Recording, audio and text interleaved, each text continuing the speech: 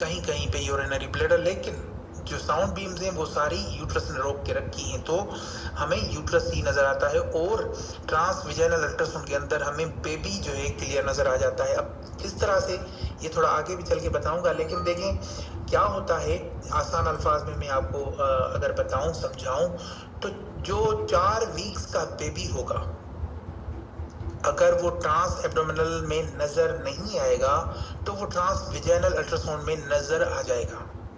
मेरी बात आपने नहीं समझी शायद। यहां पे देखें जनाब, ये एक पेशेंट है, एक ही पेशेंट की ये अल्ट्रासाउंड है। अब यहाँ पे देखें कि ये इसका जो है ट्रांस एब्डोमिनल जो अल्ट्रासाउंड है वो किया गया है, ठीक है, ट्रांस एब्डोमिनल अल्ट्रासाउंड किया गया है, लेकिन इसके अंदर आप देखें कि हमें योग से गेस्टेशनल सेक तो नजर आ रहा है, लेकिन इसके अंदर हमें फीटल पोल नजर नहीं आ रहा। सिमिलरली जहां पे हमने जब हमने ट्रांस विजाइनल अल्ट्रासाउंड किया तो ट्रांस विजाइनल अल्ट्रासाउंड के अंदर आप देखें कि हमें गेस्टेशनल सेक तो नजर आ रहा है, लेकिन हमें फीटल पोल भी यहाँ पे ये देखें विजुलाइज हो रहा है। मतलब इसका ये कि हमें फीटल पोल भी नजर आ रहा है और ट्रांस विजाइनल अल्ट्रासाउंड के अंदर हमें गेस्टेशनल सेक भी नजर आ रहा है। तो इसका मतलब ये है कि कहीं ना कहीं जाके हमें जो है ट्रांस विजाइनल अल्ट्रासाउंड ये मदद करता है कि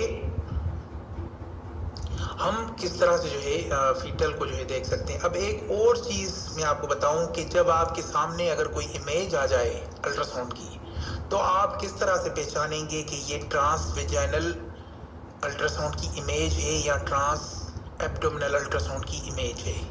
देखें यहाँ पे थोड़ा तवज्जो दें, ये देखें यहाँ पे, एक मिनट, ये जो नोटिफिकेशंस हैं ये मुझे तंग करते हैं और ये आने नहीं चाहिए, मैंने बंद तो करवाए लेकिन पता नहीं क्यों। ठीक है, यहाँ पे देखें, यहाँ पे ये जो अल्ट्रासाउंड है बेसिकली ये एब्डोमिनल ट्रांस एब्डोमिनल अल्ट्रासाउंड है, ठीक है। अब मैं समझाना क्या चाह रहा हूँ कि यहाँ पे इसके ऊपर देखें कि ये गहराई जो प्रोब की है वो इतनी ज्यादा नहीं है। देखें अगेन, देखें ये देखें यहाँ पे जो हमारा जो प्रोब होता है कर्विलिनियर प्रोब, उसकी जो लंबाई होती है वो हमें यहाँ पे वाज़े नजर आ रही है, ठीक है। यहाँ पे आप देखिए कि ये इतनी गहराई से नीचे जो है ये, उसके बाद साउंड बीम्स हमें नजर आ रही हैं, यानी टीवीएस इमेज में आपको डीप कर्व जो है नजर आ रहा है। जो ट्रांस विजाइनल अल्ट्रासाउंड है उसके अंदर आपको डीप कर्व जो है नजर आ रहा है। यहाँ पे ये देखें, ये जो इसका कर्व है वो डीप जा रहा है, ये देखें, ठीक है। लेकिन ट्रांस एब्डोमिनल में आपको इतना ज्यादा जो कर्व है वो डीप नजर नहीं आएगा। यहाँ पे देखें इतना डीप नहीं है, सॉरी अगेन दिखा दूं, यहाँ पे ये देखें इतना डीप जो है कर्व नहीं है, लेकिन अगर यहाँ पे देखा जाए तो ये कर्व बिल्कुल पहले नीचे जा रहा है डीप होके, फिर ये ऊपर जा रहा है, यानी ये डीप कर्व जो है हमें नजर आ रहा है। यहाँ पे आपने देखा, आप देखें कि आपको जस्ट गेस्टेशनल सेक जो है नजर आ रहा है, और जब इसका ट्रांस विजाइनल अल्ट्रासाउंड किया गया तो इसके अंदर योग सेक को भी देखा जा रहा है, ठीक है ना। तो अल्ट्रासाउंड की पिक्चर्स को पहचानने के लिए यहाँ पे ये जो डीप कर्व है, अगर ये कर्व जो है ज्यादा डीप हो तो फिर ये ट्रांस विजाइनल अल्ट्रासाउंड है, और यहाँ पे ये देखें इतनी लेयर्स नीचे नहीं है, यानी प्रोब का दबाव इतना नहीं है, तो ये ट्रांस एब्डोमिनल अल्ट्रासाउंड है, ठीक है। ठीक है जी, टीवीएस अल्ट्रासाउंड कब रिक्वायर होगा, ये बहुत जरूरी है कि ये हम समझें कि ये जो टीवीएस अल्ट्रासाउंड है, टीवीएस, ये जो टीवीएस अल्ट्रासाउंड है ये कब रिक्वायर होगा, जब गेस्टेशनल सेक नहीं मिल रहा हो, यूपीटी जब पॉजिटिव है, ठीक है, सेक मिल रहा है लेकिन एम्ब्रियो नहीं मिल रहा, और एम्ब्रियो मिल रहा है लेकिन कार्डियक एक्टिविटी जो है वो नहीं मिल रही, उस कंडीशंस के अंदर में जो है ट्रांस विजाइनल अल्ट्रासाउंड करना चाहिए। कि जहाँ पे जब हमें कौन कौन सी चीजें ना मिले, यहाँ पे मैं बारी बारी लिख रहा हूँ, आप देखें 2 चीजें हैं, देखें जी 2-4 चीजें। जब गेस्टेशनल सेक जो है ना मिले, अगर गेस्टेशनल सेक मिल जाए और एम्ब्रियो ना मिले, ठीक है। अगर फिर क्या हुआ कि एम्ब्रियो मिल जाता है और फिर कार्डियक एक्टिविटी वो ना मिले, और ये चंद चीजें जो है आपको ना मिले, इस कंडीशन के अंदर बहुत जरूरी है कि ट्रांसविजाइनल अल्ट्रासाउंड करना चाहिए।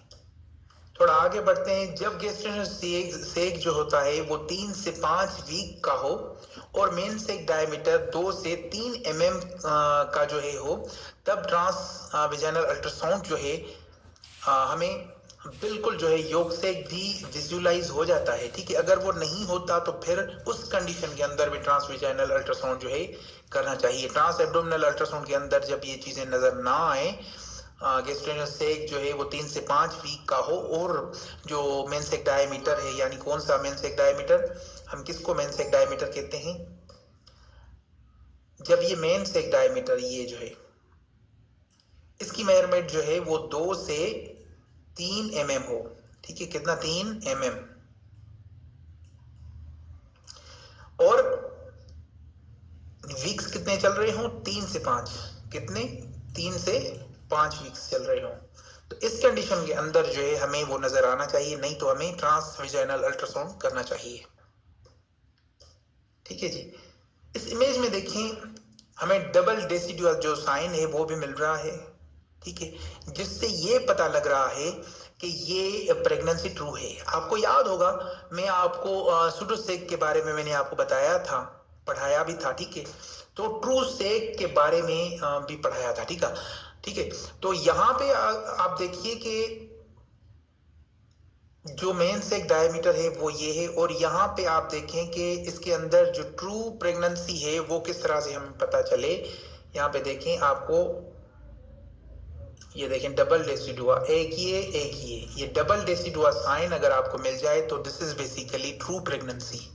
इससे पता चलेगा, इससे कंफर्म हो जाएगा कि ये जो प्रेगनेंसी है this is basically true pregnancy. ठीक है, यहाँ पे ये देखिए, मैं अगेन आपको दिखा देता हूं, क्योंकि यहाँ से ये लाइन शुरू होती है। एक मिनट, थोड़ा हम तवज्जो से पढ़ेंगे इसको। यहाँ से जी ये लाइन शुरू होती है और फिर ये इस तरह से आई,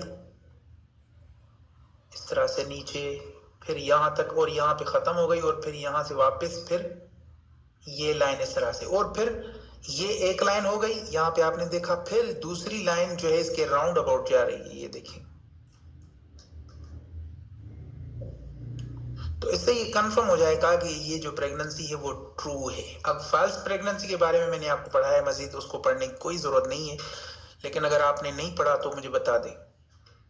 ठीक है, तो अब देखें कि ये एक कंप्लीट हो गया कि ये जो है ट्रू प्रेगनेंसी है। इस पॉइंट पे देखें, आपको जो योग सेक है वो एमनियन के बाहर है। ठीक है, और इसकी जो इक्योजेनिसिटी है आप देखें, तीनों इमेजेस देखें, यहाँ पे ये देखें, ये यहाँ पे ये देखें गेस्टेशन सेक है। ये जो ब्लैक ब्लैक आपको नजर आ रहा है दिस इज बेसिकली एनोइक्विक।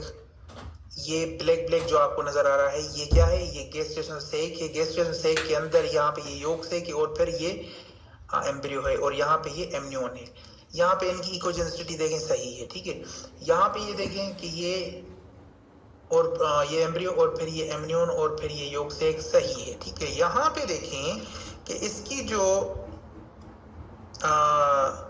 योग सेक की जो ये देखें, हाँ ये योग सेक है। ठीक है, योग सेक की जो आप देख रहे हैं कि इकोजेनिसिटी बहुत ज्यादा है, लेकिन यहाँ पे एम्ब्रियो भी आपको नजर आ रहा है, एमनियन की जो लेयर है वो भी नजर आ रही है, लेकिन योग सेक की जो इकोजेनिसिटी है बहुत ज्यादा है। अब इससे ये हो रहा है कि ये जो योग सेक है वो बहुत ज्यादा मिकदार के अंदर जो कहते हैं कि चर्बी नुमा चीजें हैं वो कलेक्ट कर रहा है, और इससे प्रेगनेंसी के अंदर खतरा पैदा हो सकता है। लिहाजा इसके अंदर जो है डॉक्टर्स को चाहिए कि वो इसकी ट्रीटमेंट होती है वो करें, मजीद ये जाके प्रेगनेंसी को खराब करेगा। ठीक है, जब अच्छा ये बहुत जरूरी है, ये यहाँ पे देखिए, जब सीआरएल की मेजरमेंट लें तो योग से को कंसीडर नहीं करना है, ये बहुत जरूरी है। अब मैं सीआरएल सिखा रहा हूँ आपको, तो यहाँ पे ये देखें, जब हम सीआरएल की मेजरमेंट ले रहे होते हैं तो यहाँ पे ये देखें कि बाज़ों का लोग क्या करते हैं, यहाँ से मेजरमेंट स्टार्ट करते हैं सीआरएल और फिर यहाँ तक लेके जाते हैं। ये गलत बात है, क्योंकि यहाँ पे आप देखें कि ये जो इसकी जो हम मेजरमेंट कर रहे हैं, ये आप देखें, थोड़ा तवज्जो दीजिए, ये योग सेक है भाई, ये योग सेक है, ये योग सेक है, ठीक है। मेजरमेंट हमने कहाँ से स्टार्ट करनी है, मेजरमेंट सीआरएल लेनी है यहाँ से, ये है बच्चे का हेड और यहाँ से फिर यहाँ तक। जब यहाँ तक सीआरएल लेंगे तो वो फिर सही आएगी। लेकिन अगर आपने सीआरएल ही गलत ले ली, सीआरएल जो कि एग्जैक्ट रिपोर्ट देती है कि बच्चे की असली जो असल जो होती है एज वो निकालना, फिटल वेट निकालना, वो बहुत ज़रूरी होता है। तो यहाँ पे देखें कि जो लोग ज़्यादातर जो नए लोग होते हैं वो सीआरएल गलत लेते हैं। यहाँ पे सीआरएल हमने जो लेनी है वो यहाँ से लेनी है, यहाँ तक लेनी है, ना कि यहाँ तक लेके जाएं इस तरह से, ये गलत हो जाएगा। फिर किस तरह से लेनी है सीआरएल, यहाँ से स्टार्ट करनी है और फिर यहाँ तक लेके जानी है, यहाँ तक, ठीक है। वो एग्जैक्ट जो है सीआरएल हो जाएगी फिर, ठीक है। तो यहाँ पे ये चीज़ें हैं। और यहाँ पे ये देखें, यहाँ पे फिर किस तरह से लेनी है, यहाँ से सीआरएल लेनी है, फिर यहाँ तक लेनी है, ये सीआरएल करेक्ट सीआरएल होगी। फिर जो इसके अकॉर्डिंगली जो मेजरमेंट्स आए वो एक्यूरेट होगी। तो आज की क्लास को मैं समझता हूँ कि यहाँ पे वाइंड अप करना चाहिए, और फिर कल की क्लास के अंदर फिर हम बहुत कुछ सीखेंगे। तो ये गायनी का जल्दी से जो है हम कंप्लीट करके प्रो पोजिशनिंग इसी महीने हमने सीखनी है, और इसी महीने हमने कोशिश करना है कि हमने रिपोर्टिंग सीखनी है। रिपोर्टिंग बहुत इंपॉर्टेंट टॉपिक है, रिपोर्टिंग के ऊपर हमने हो सकता है कि हमारी क्लासेस लेंथी हो जाएं, तो रिपोर्टिंग जो है उसके अंदर हमने बहुत ज़रूरी है कि रिपोर्टिंग को सीखेंगे, सही से सीखेंगे। नॉर्मल रिपोर्ट्स तो हम बनाएंगे, लेकिन उसके अंदर जो कॉम्प्लिकेशंस हैं, जो पैथोलॉजीज हैं, उनको पढ़ना भी बहुत ज़रूरी होगा, ठीक है जी। और कुछ चलें, अभी ये बस प्रेजेंटेशन मैंने इतनी बनाई थी, और यहाँ पे क्लास को वाइंड अप करते हैं। तो आज की क्लास को यहाँ पे वाइंड अप करेंगे। इंशाल्लाह कल की क्लास के अंदर फिर बहुत सारी चीज़ें सीखेंगे। तो मिलते हैं अगली क्लास के अंदर। मुझे दुआओं में याद कीजिएगा। कुछ पूछना है मुझे व्हाट्सएप पे मैसेज कर दें ताकि मैं आपको उसका रिप्लाई दे सकूँ। Thank you sir.